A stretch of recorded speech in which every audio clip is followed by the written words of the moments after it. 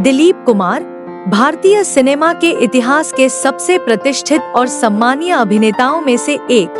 दिलीप कुमार का जन्म 11 दिसंबर 1922 को पाकिस्तान के पेशावर में हुआ था। उनका असली नाम मोहम्मद यूसुफ खान था, लेकिन फिल्मी दुनिया में वे दिलीप कुमार के नाम से प्रसिद्ध हुए। दिलीप कुमार का नाम आते ही सिनेमा प्रेमियों के दिलों में एक अद्वितीय और भावनात्मक छवि उभरती है।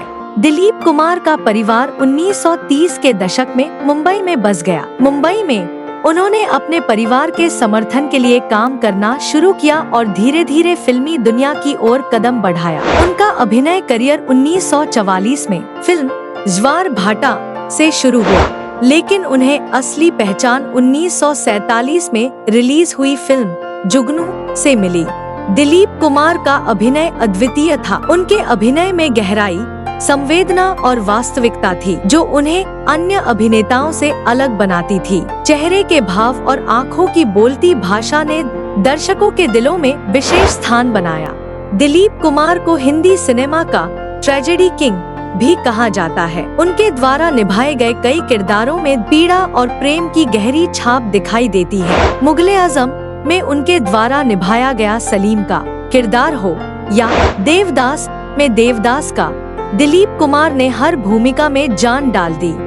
उनकी फिल्मों में एक से बढ़कर एक यादगार किरदार रहे हैं। नया दौर, मधुमती, गंगा जमुना, राम और श्याम, कोहिनूर, शक्ति जैसी फिल्में भारतीय सिनेमा की धरोहर हैं। इन फिल्मों में उनकी अदाकारी ने केवल उन्हें स्टार बनाया, बल्कि उन्हें एक महान कलाकार के रूप में स्थापित किया। दिलीप कुमार का जीवन संघर्ष और सफलता की कहानियों से भरा हुआ है। उन्होंने फिल्मों में सफलता के साथ साथ व्यक्तिगत जीवन में भी कई उतार चढ़ाव देखे। सायरा बानो के साथ उनका विवाह 1966 में हुआ, जो भारतीय सिनेमा की सबसे खूबसूरत और प्रसिद्ध जोड़ियों में से एक है। सायरा बानो और दिलीप कुमार का प्रेम और उनकी साथ की कहानियां आज भी लोगों के दिलों को छू जाती है।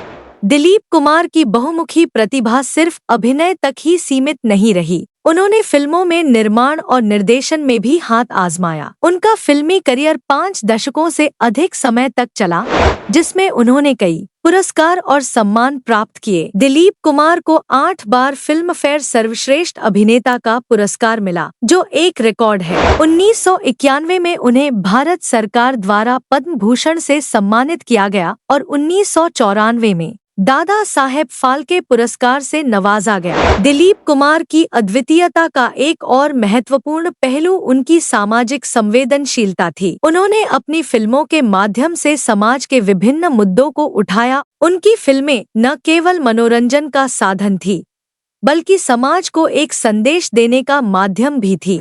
2015 में दिलीप कुमार को भारतीय सिनेमा में उनके योगदान के लिए पद्म विभूषण से सम्मानित किया। यह सम्मान उनके करियर की ऊंचाइयों और उनकी महानता का प्रतीक है।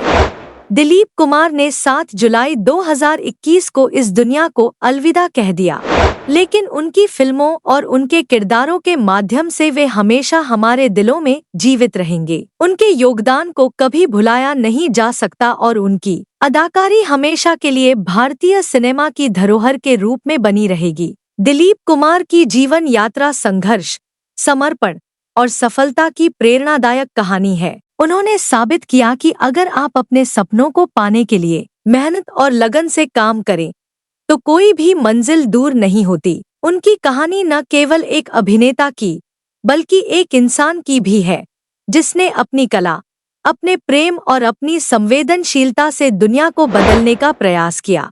दिलीप कुमार का जीवन और उनका करियर हमें यह सिखाता है कि सच्ची महानता केवल सफलता में नहीं, बल्कि उस यात्रा में है जो हमें उस सफलता तक पहुंचाती है। उनकी हर फिल्म, हर किरदार और उनका जीवन हमें सिखाता है कि सच्ची कला वही है जो दिलों को छू जाए और हमेशा के लिए याद रह जाए। दिलीप कुमार के बिना भारतीय सिनेमा की कल्पना करना मुश्किल है।